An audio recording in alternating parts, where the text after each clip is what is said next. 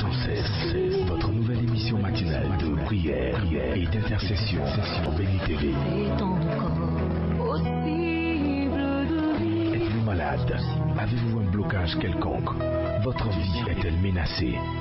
Sentez-vous des oppressions? Et avez-vous d'autres sujets pour lesquels vous souhaiterez qu'on prie? Rejoignez cette chaîne de prière chaque matin, du lundi au vendredi. Priez sans cesse, du lundi au vendredi, à partir de 5h30. Priez sans cesse, dévante l'aurore et prends possession de ta journée. Maintenant je suis sauvé. Bonjour très chers amis, c'est avec un grand plaisir que je vous retrouve comme tous les jours à 5h30 du matin. Nous sommes en Côte d'Ivoire, vous êtes au Cameroun, au Bénin, au Sénégal, au Mali, en Guinée équatoriale, en Guinée-Conakry.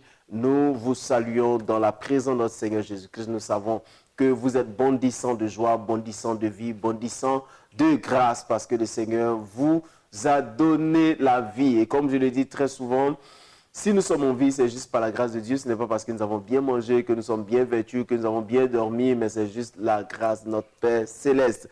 Et nous bénissons notre Seigneur pour cela. Toute l'équipe est en place. Papa Antoine est là, Axel aussi est là, pour que nous puissions passer un agréable moment au pied du Seigneur. Vous savez, la plus belle chose à faire durant une journée, c'est commencer sa journée avec le Seigneur. Et sur le plateau, je suis avec un éminent serviteur de Dieu. Vous savez, je l'aime pour sa jeunesse qu'il a engagé dans le service. La plus belle chose à faire de toutes les façons sur la terre, c'est engager sa vie dans le service. Et lui, c'est le pasteur Cassie Jean-Paul, avec qui nous allons discuter, bavarder, en fait, pas bavarder seulement, mais il va nous donner une exhortation qui va changer quelque chose, une orientation dans notre vie, avant que nous puissions aller vaquer à nos occupations ce matin.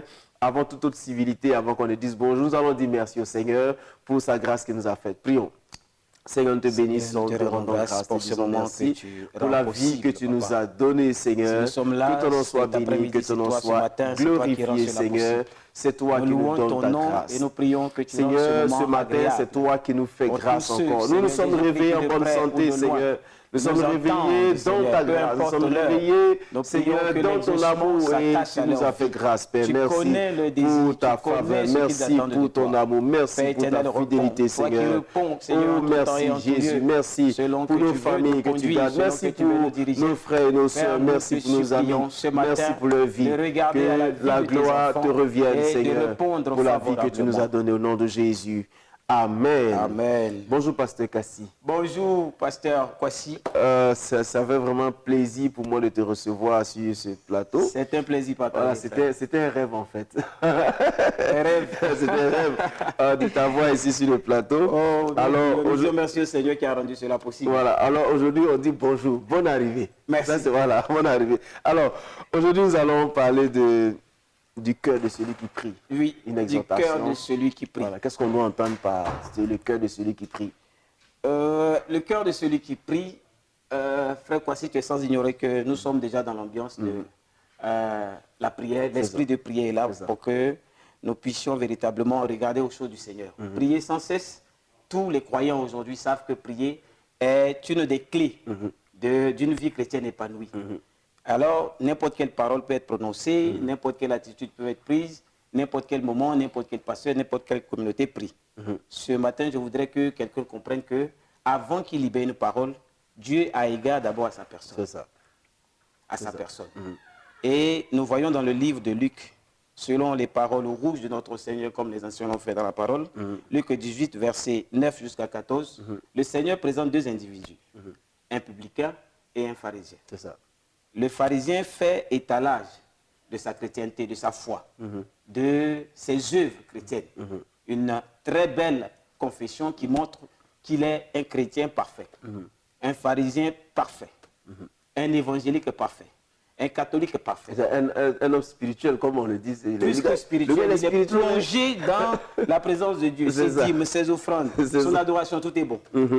Et de l'autre côté, on a un publicain, un homme d'affaires, comme Matthieu, vous voyez, plongé dans le business. C'est ça. Mais lui aussi, il est venu pour prier parce qu'il a besoin que Dieu le regarde. Et voici qu'il dit une seule chose. Seigneur, souviens-toi de moi, je ne suis qu'un pauvre pécheur. Le Seigneur Jésus nous déclare, dans le verset 14, ce dernier-là est descendu exaucé, justifié. C'est ça. Contrairement à ce beau chrétien qui était de l'autre côté. C'est pourquoi nous disons ici, avant de prier, qui es-tu? C'est ça. Quel est l'état de ton cœur? Fais-tu étalage de ta science chrétienne? Tu es disciple du pasteur, tout va bien, je peux dire ça comme ça, qui t'enseigne les 9 clés de la prière qui est exaucée. Les 14 techniques pour que Dieu puisse répondre à une prière efficace. C'est ça. Comment est-ce qu'offrir à Dieu pour que Dieu puisse répondre? Comment se mettre à genoux, comment se coucher, tout ça c'est bon. Mais ici, Dieu regarde au cœur. C'est ça. Pas aux paroles, pas au feeling de la prière, pas à l'atmosphère, non. Mais à l'individu qui se présente. D'accord. Donc, comment est-ce qu'on devait se présenter devant Dieu? Parce que quand on voit un publicain, un pharisien, quelqu'un qui s'est dit « Ah, moi j'ai tout, hein, moi j'ai tout pour plaire au Seigneur. » L'autre, lui, je crois qu'il est venu avec un nez assez... Le cœur. Et c'est surtout ça que nous devons enseigner à nos enfants et nous-mêmes nous enseigner nous-mêmes en tant que serviteurs. C'est cela. Vous comprenez? Nous pouvons arriver avec un beau costume, on est sapé là. Mais ce n'est pas ce que le Seigneur va regarder pour nous exaucer. On peut arriver à faire de belles offrandes. Ce n'est pas ce que le Seigneur va regarder. C'est le cœur que nous mettons dans l'œuvre quotidienne. Pas dans l'œuvre instantanée, peut-être au moment de prière, pas peut-être pour les cultes, pour la façon de donner, la quantité. Non. Mais le Seigneur regarde à ce que tu as fait avant, ce que tu représentes pour lui dans son royaume. C'est ça. Lorsque Abraham apprend que Sodome et Gomorrhe vont prendre feu, alors il parle tout de suite à Dieu. Vous voyez, il n'a pas eu le temps de se préparer, il n'a pas regardé ses offrandes, mais cet homme qui parle à Dieu, c'est l'ami de Dieu. Est-ce que vous voyez? Alors Dieu dit, ok, si ce que tu demandes est avéré, alors je ferai selon ce que tu demandes. C'est cela. Donc son cœur est disposé à œuvrer pour Dieu. Et quand on prie, on parle à Dieu. Je parle de cette prière qui s'adresse à Dieu. L'individu est à genoux et il parle à Dieu. Il parle à Christ. Alors vous voyez, la tonalité de la voix importe. L'humilité va l'envahir. Pourquoi? Parce que la plupart des sujets que nous portons dans la prière sont des sujets fardeaux. Quand ce n'est pas important, on ne prie pas. Vous savez, on en parle et puis on passe. Mais je parle de ce cancer qui est en train de ronger quelqu'un. Et la personne sent qu'il faut qu'elle parle à Dieu. C'est ça. Vous voyez? Elle ne peut pas vociférer. Elle ne peut pas dire, Seigneur, je t'ordonne, je te le demande. Vous voyez? Le cancer est en train de faire quelque chose. Si c'est lui-même qui est atteint de ce cancer, vous voyez, il ne peut pas. Il n'a plus de force physique. C'est cela. Il ne peut pas. Il ne peut pas tenir 4 heures, 5 heures. Il ouvre la bouche et il dit, Seigneur, je t'en supplie. C'est ça. Ôte ce mal de mon corps. Vous voyez? Alors, à partir de là, sa personne, lui-même, qui représente pour le ciel. Et si son cœur est pour le ciel, alors le ciel répondra certainement. Certainement. Vous voyez? Certainement. Si son esprit est connecté à Christ, alors c'est bon. Vous voyez? Donc, ce chrétien qui vient dans cet instant de prière-là, il doit faire attention aux raisons qui l'emmènent à prier. Il doit faire attention à l'objectif qu'il recherche au travers de cette prière. Jacques nous l'a dit. Il dit, vous priez et vous ne recevez pas. Pourquoi? Parce que vous demandez pour satisfaire vos besoins. Oui, mais attends. Le pasteur Cassie a une grosse voiture. Moi, je dois venir prier. Ah, Seigneur, le pasteur Cassie, tu sais, c'est un serviteur. Il faut que moi aussi j'ai une grosse voiture. Là, le Seigneur ne peut pas m'exaucer, là. Fais quoi si je vais te donner juste un cas. Regarde, là, on est en pleine rentrée scolaire. Tu es le pasteur de l'église des anges glorieux. Prenons ça comme ça. C'est ça. Ok. Alors, le pasteur de l'église des anges glorieux dit, comme j'ai vu le pasteur Cassie venir avec une Hammer, j'en ai pas. J'en aurai pas, certainement. Alors, moi aussi, je veux une Hammer. C'est ça. Et en pleine rentrée scolaire, le pasteur Cassie se met à genoux devant le Seigneur et dit, Seigneur, je veux une Hammer. Il a une assemblée de 5000, on va mettre ça comme ça, 5000 membres. Il demande une Hammer. On va dire peut-être au marché noir 20 millions.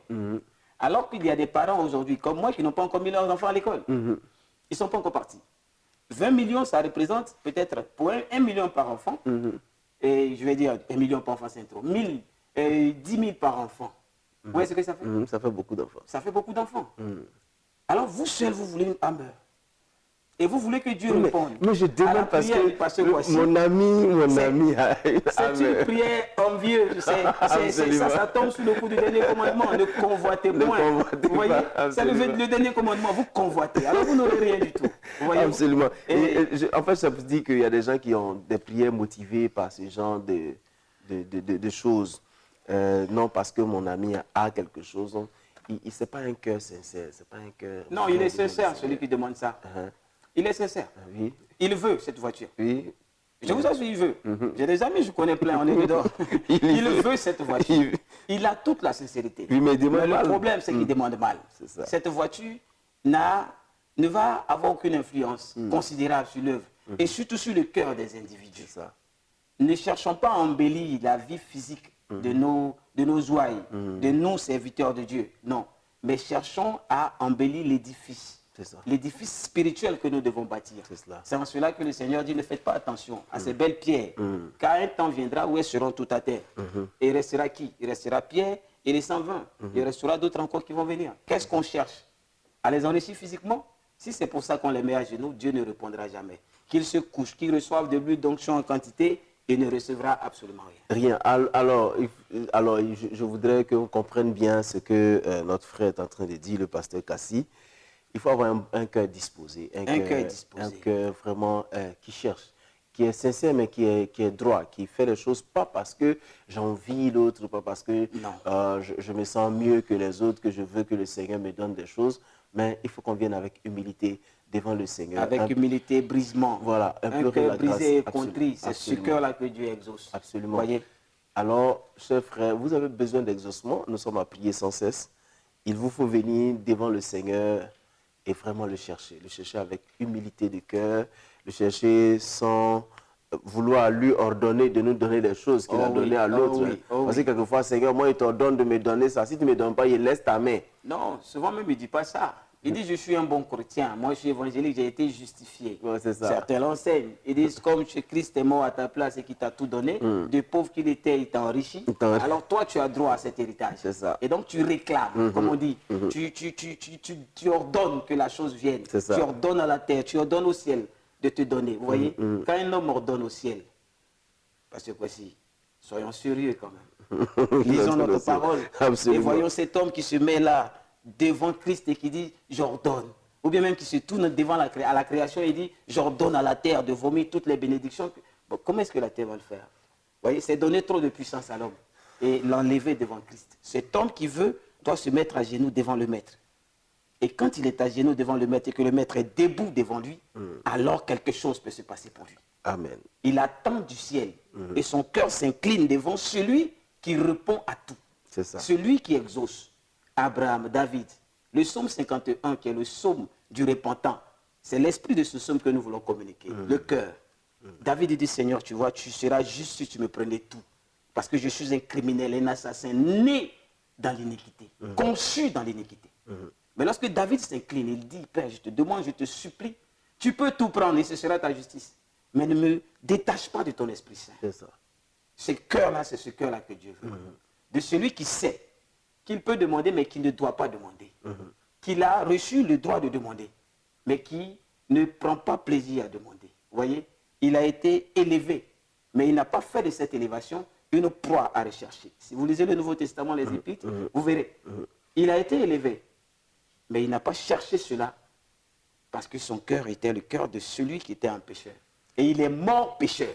Et il a été élevé, justifié. Et nous, il nous a transmis par hérédité cette justification, cette justice. Et ainsi, revêtu de cette justice, comment viendrais-je, moi qui demeure encore lié par la chair? Romains chapitre 7 dit, malheureux que je suis, mon entendement est divin, mais mes agissements sont diaboliques. Alors vous voyez, il y a tellement de choses qu'on peut dire, il y a tellement de choses qu'on pourrait dire. Seulement, je voudrais qu'on... Quelle est la leçon que les gens devraient retenir en une minute? Celui qui prie s'humilie. Et il a une attitude, non pas feinte, mais une attitude véritable de quelqu'un qui sait qu'il y a un Dieu supérieur à toute chose. C'est ça. Et il se met à genoux. C'est ça. Pas forcément à genoux, mais son âme, son être entier est à genoux devant son Dieu. Et il dit, Père, je t'en supplie. Je ne mérite rien. Mais je veux, regarde, c'est la rentrée, j'en ai pas. Regarde, ma femme est malade. Regarde mon épouse. Regarde mes enfants. Regarde mon église, ma communauté. Je n'arrive pas, le ministère. Alors, il se tient là et pleurant, sanglotant. Prier, c'est demander avec instance. C'est ça l'esprit. C'est ça. Prier, c'est demander à quelqu'un qui est supérieur à toi. C'est l'être qui adore, qui demande à la divinité quelque chose qui n'est pas dans ses possibilités, qui n'est pas dans sa dimension. Donc, il attend du ciel un mouvement dont il n'en sait absolument rien. C'est ça. David dit, le secours me vient de l'Éternel des armées, qui a fait le ciel et la terre. Mais je ne sais pas exactement d'où vient ce secours-là. Et un matin, ce secours-là arrive, et il dit, merci Seigneur, parce que tu m'as exaucé. Amen. Merci Seigneur parce que tu nous as exaucés. J'aime bien, il y a une chanson que j'entends souvent dans nos églises. Et quand je priais, mon Dieu m'a entendu, mon Dieu m'a répondu. Son nom c'est Elishama. Oui, notre Dieu est Elishama, celui qui répond à nos prières. Venons devant lui dans une attitude d'humilité, parce que qui que nous soyons, quoi que nous fassions, se vanter ne servira à rien devant le Seigneur. Rien. Parce que qu'est-ce que nous ayons eu, qu'est-ce que nous avons reçu, que nous n'avons pas reçu du ciel. Nous avons tout reçu du Seigneur, alors nous devons venir devant lui pour implorer. Alors ce matin, comme tous les matins, nous allons prier pour les malades. Nous allons prier que le Seigneur apporte sa grâce à toutes ces personnes qui souffrent d'une maladie. Tu vas mettre la main là où tu as mal. Et le pasteur Kassi va prier, déclarer des paroles de grâce et de guérison dans ta vie. Prions ensemble. Père éternel, nous bénissons ton nom. Nous élevons la voix vers toi. Quelqu'un a dit, ne te déplace pas, ne bouge pas. Tu n'es pas en position de venir jusque chez moi car je suis un pécheur. Mais de là où tu es, Seigneur Jésus-Christ, libère une parole. Et ce que je suis venu chercher, je l'aurai. Le Seigneur a dit dans tout Israël, je n'ai jamais vu l'étendue d'une telle foi. Alors le serviteur est reparti chez lui exaucé. C'est ce que, Seigneur, nous te demandons ce matin.